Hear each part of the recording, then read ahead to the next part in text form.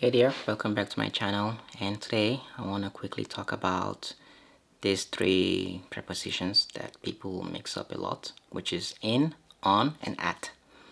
And the main advice I would like to give right away is you are more likely to use on, because I know people we always make the mistake of using in a lot, because in the native language, in only at least the verb, I mean the preposition in, they don't, it doesn't change. So we English speakers have to understand that it's either in or on or at. But for them, when they speak, they use in the most.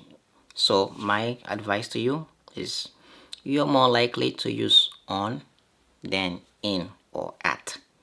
Now here's a explanation of all three.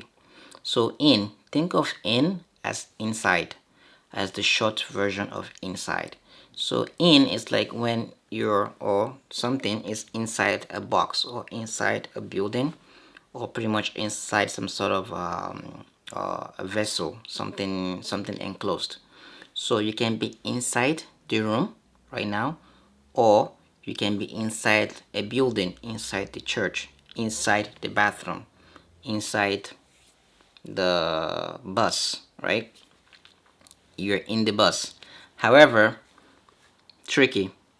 You can be on the bus also, or you can be on the train. Those are the tricky ones. Those are the two main tricky ones where um, they don't really follow the general rule. So when you're inside something, you can also say in the you can say in the car, but in the bus, no, you want to say on the bus and on the train. So think of in as a short form of inside.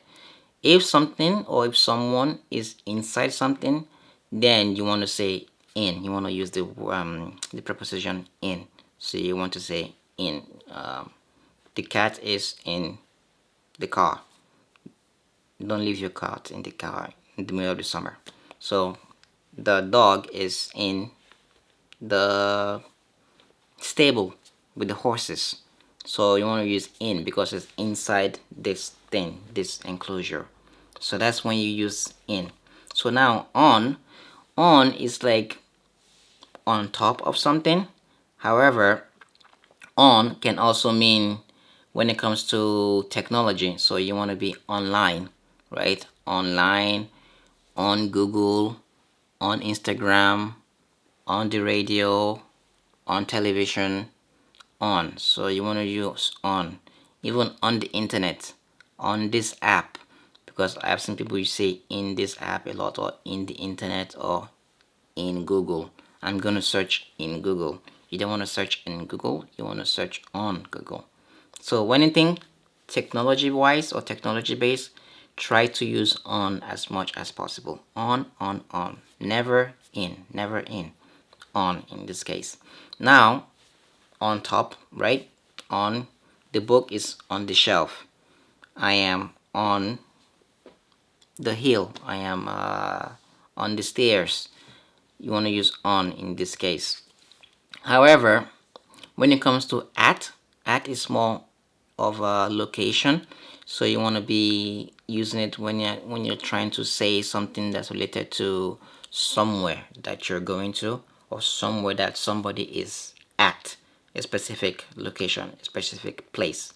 So at the church, at the hospital, at the bank, things like this. That's when you want to use the word at. You want to use the preposition at in this case. So when it comes to location, at. However, in general, you will use on a lot in your daily English practice more than in. So instead of in, you could just use inside. That way, you can kind of minimize the mistakes, or at least separate in and on, so you don't mix them up as much as possible. So if there's anything else or any other scenario that is confusing, feel free to uh, post a comment and I will try to clarify it for you.